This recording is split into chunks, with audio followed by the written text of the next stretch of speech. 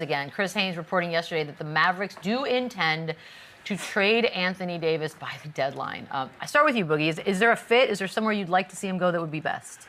I think it's a few spots that could use, Anthony Davis. I feel like every team in the East should be, blowing up the Mavericks to try to make this move happen. Because any team in the East, if you're able to acquire a talent like Anthony Davis, I think it takes your team to that next level, and it also gives you a chance to actually compete in the East. So I would say every team in the East should be on that phone line. But I would love to see AD in a Warriors type situation. Okay. I think AD going to the Warriors along with the talent of Steph Curry, Jimmy Butler, Draymond Green. I think that's a group that could make some noise. And obviously, it's not as much pressure on AD defensively because you have a Draymond Green beside you. You also have a Jimmy Butler. So what are you giving up though if you're bringing? Well, there's a guy that's not playing right now. Well, but okay. I mean, obviously you can start with Kuminga. That goes into the next thing. Yeah. There are also reports saying that the Warriors may not actually move Kuminga. So all of this conversation. Well, that would goes be together. foolish. It's been foolish, but that doesn't change anything. If you get AD to the Warriors, do you love that? I love it. I mean, listen, Anthony Davis, when he's healthy, he's on the floor. He is elite, big, and he's. I think all 29 other teams would love to have him. Now, talking to some people yesterday, I don't think there's a deal that makes sense right now for him, and the Mavs aren't just going to dump him. At the end of the day, he is Anthony Davis. Reports to Atlanta now that they've moved on from Trae Young. That could be a potential spot, but the Mavs are going to expect something, pretty big for a guy like Anthony Davis. Well, they're very Davis sensitive back. right now. Exactly, and so.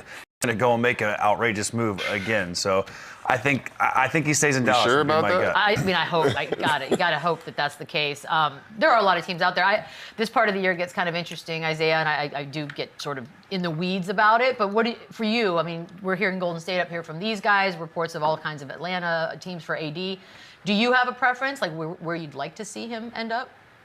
I think there are, 4 teams in the East that if they make a trade for AD, I think they become the favorite.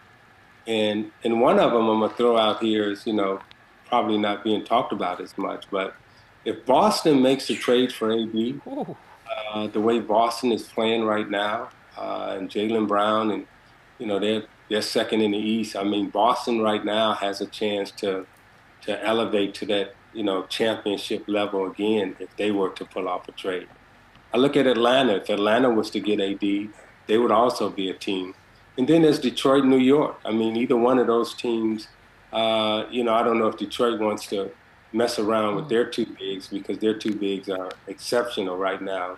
But, if New York pulls a trade for AD, I mean, he swings the balance very similar to when Rasheed Wallace was traded from Atlanta several years ago.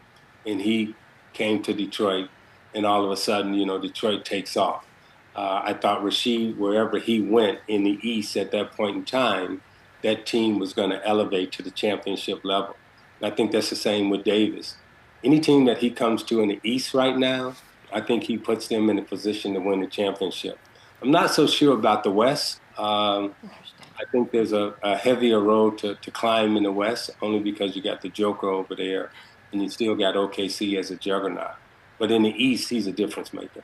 I got to get your take on this Kuminga thing, because you've seen this league from all angles. When you watch this, the fact that for now a few seasons we've been talking about how he doesn't get to play and there's some sort of an issue there between perhaps he and Steve Kerr. What do you make of that? Well, clearly there's an issue between him and Steve Kerr. Rough. Because from a playing standpoint, it's kind of universally accepted that he can play. Now, here's what we don't know, right? We don't know if he can play because Steve Kerr hasn't really played him in years.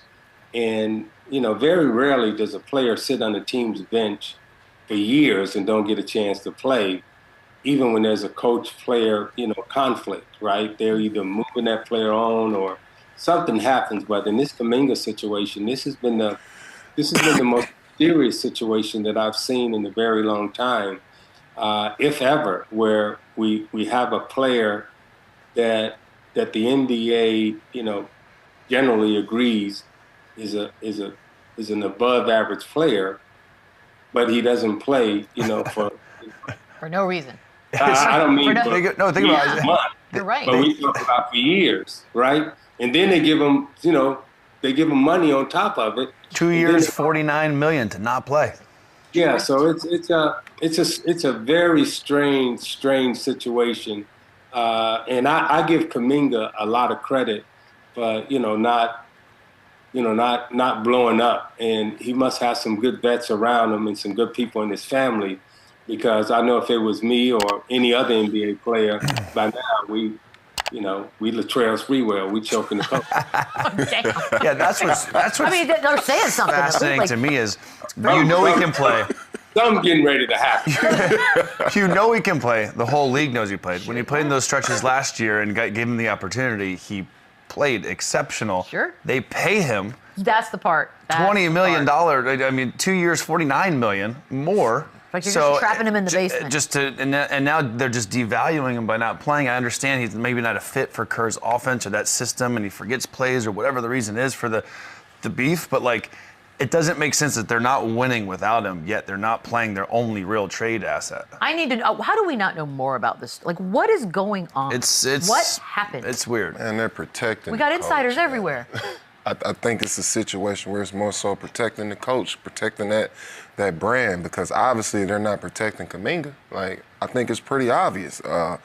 We sit here and we listen to these reports where they're saying he's not a good fit, he doesn't, play well within the system. But this is a team that's in a losing situation. So the players that are playing, you're telling me they're a better fit and you're still losing games? It's because what he's saying, those guys are energy guys. Those guys fit the mold. But you're losing. Kuminga needs the ball, he needs plays, he needs actions, and it doesn't fit what they're doing right now currently. What, losing? Yeah, that's what I'm with. That's what it would make total sense if the lineups he were going out there with were actually winning games. Yeah. Then you could put Kuminga to the side and be like, yeah, this doesn't make sense. Yeah. We're better without you. And that would totally make sense. You're losing games and also sacrificing your biggest trade asset. None of it makes sense. None of it makes sense. Frustrating to watch. And Boogie, I think that, and this has been going on for years, right? Absolutely. And that's why I think we have to give Kuminga a lot of credit, because they've been in a situation where he's not playing, but yet the team hasn't fully excelled, right? And he's not a part of it. So I mean, that's gotta mess with your mind. And absolutely. And for him to come out, if he comes out of this situation, and Chandler, you and Boogie know, I mean, you're only as good as your confidence is, right? If you're confident as a player, then that takes you to another level. And I don't know where his confidence level is at. It's got to be a lot lower than it was before. Yeah. Because you getting DMPs on a team that's below 500 some nights. I have one really quick question sort of about this, because I'm the team aspect of it all, right? Like, so you're a Golden State Warrior. You're somebody on this team. You're obviously very aware of this awkwardness that is the Jonathan Kuminga situation. But you're also aware that there's a spot there that could have been filled or could be filled with someone else. Aren't you? I know you kind of got to keep it in house and you don't want to air your dirty laundry, but like, aren't you angry? Aren't you kind of resentful? Yeah, but not about at this? him. And like, not at him. At the organization. Like, what are we doing? I'm Steph. I'm angry. But like Isaiah said though, he's been so classy about it and not made it a distraction. Most guys would. Most guys would be throwing a fit. Most guys would be causing a distraction. Social media, at least. He has not. He has been, a true professional during this whole process. But if you're Steph, aren't you just like, why are we doing this? More so if I'm Mike Dunleavy and I'm the GM and I pay this guy $25 million, like I'd like to see him play at least to raise his value and to move on. I think Bees was hitting on the right question. With the leadership in the team, we know is Draymond. Now I mean Draymond, Steph, and Jimmy, right? And this is Chandler, and you know this, and Boogie, you know this. Every team we've been on, grade school, high school, college, NBA, if a guy can hoop, we saying to the coach, hey, man, you got to put this guy in. Play him, yeah. I don't know. We all on the bench, and we saying, hey, put such and such in the game. The fact that those guys aren't saying that, that's when you wonder, okay, well, maybe the guy can't play. Maybe we've been led to believe that he can play, but if your teammates aren't saying, "Hey man, he got Coach, what you do? I know myself. There's a lot of times I came to bench. I was like, hey man, you gotta put Rodman in right now. Hey Chuck, you gotta put Sally in. You know, we need some help out here. And I'm sure you two have done the same thing. So, you know, Beatles hit on the right thing, on the right question here. I want to piggyback off of that. Okay. Like Steph hasn't gone to his office one time, but have they? I don't know. Why are you playing this My guy? thing is, one, maybe that has happened. We don't know. Between me and you, OG, it's been situations to where franchise players. There's a whole lot of people listening right now. I know. But Again, I'm right here, Boogie. But you understand where I'm coming from as far as when it's certain franchise guys that want, you know, certain guys on their team or in the lineup, and they're vocal about it. We've had this situation between us before as far as a certain situation you were with before, and those wishes don't get granted. How do we just overlook that? Why is it, you know, those things aren't taken into consideration? Well, I think when the best player, and I can only speak for myself, right? When you have power, right? You have to use your power to help your teammates. You have to use your power to help, you know, the team get better. And this is the question that I think, you know, Beetle and all of us are asking right now is, okay, do the players think that he can help them win? Because right now the coach is saying, this guy can't help us, right? Now, the players are probably all aligned with it, and if they're not aligned with it, then they need to be vocal in support of their players. And, you know, I'm a past president of the Players Association, so I'm always for the players, right? The Golden State Warriors are doing something right now that's making a lot of people uncomfortable around the league. And honestly, that's usually a sign you're playing chess while others are playing checkers. Everybody keeps waiting for a Jonathan Kuminga trade. Every day there's a new rumor, a new whisper, a new this could happen. But here's the reality that matters. The Warriors are talking, listening, evaluating, and refusing to blink. According to Anthony Slater, there's no momentum, no deal close, no breakthrough. And that's not weakness, that's leverage. Because if Golden State really wanted to move Jonathan Kuminga at any cost, this would already be done. Teams around the NBA would love to get their hands on a 23-year-old wing with elite athletic tools, playoff experience, and upside that still hasn't been fully unlocked. But the Warriors are making something very clear behind the scenes. They are not giving him away. Not for filler, not for bad contracts, not for desperation. And that matters more than people realize. This front office understands exactly where it is in the cycle of this team. Steph Curry is still elite. Draymond Green still sets the emotional and defensive tone. Jimmy Butler brings playoff toughness and late-game confidence. But at the same time, Golden State is not going to mortgage flexibility for a short-term panic move that looks good on social media and bad on the books. That's why the financial line is so important here. The Warriors are unwilling to absorb negative value contracts that stretch beyond this season. That's not being cheap, that's being disciplined. Optionality matters, flexibility matters, especially for a franchise that knows windows don't close all at once, they narrow. Now, let's talk about the center market, because this is where a lot of fans jump to conclusions. Yes, Golden State has kicked the tires. Yes, they've explored possibilities. But notice the tone. Nothing loud, nothing urgent, nothing desperate. This isn't a team scrambling. This is a team checking the landscape and asking a simple question. Do we actually need to make a move right now? And that question gets even more interesting when you bring up Al Horford. Since Christmas, Horford has quietly stabilized things. He's been smarter defensively, more reliable positionally, and far more impactful than earlier in the season.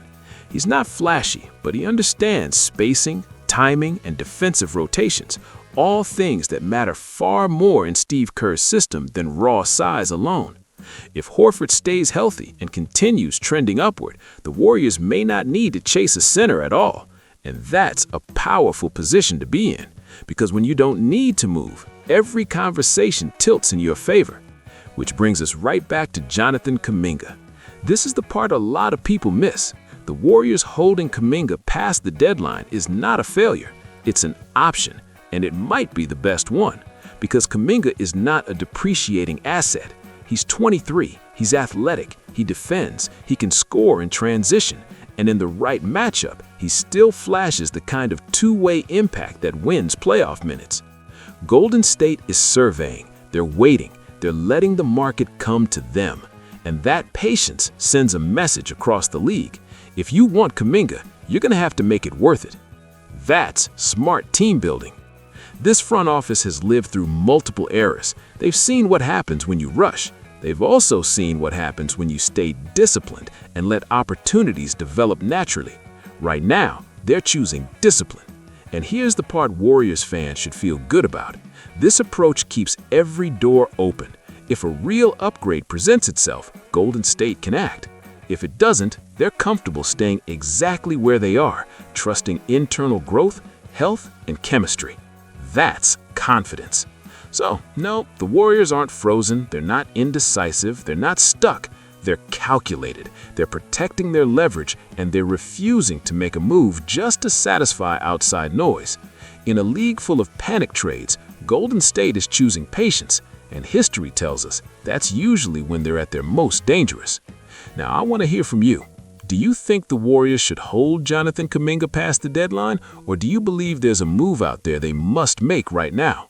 Drop your thoughts in the comments, hit that like button if you appreciate smart Warriors coverage, and subscribe to Warriors Nation News for more real, honest breakdowns of everything happening in Dub Nation.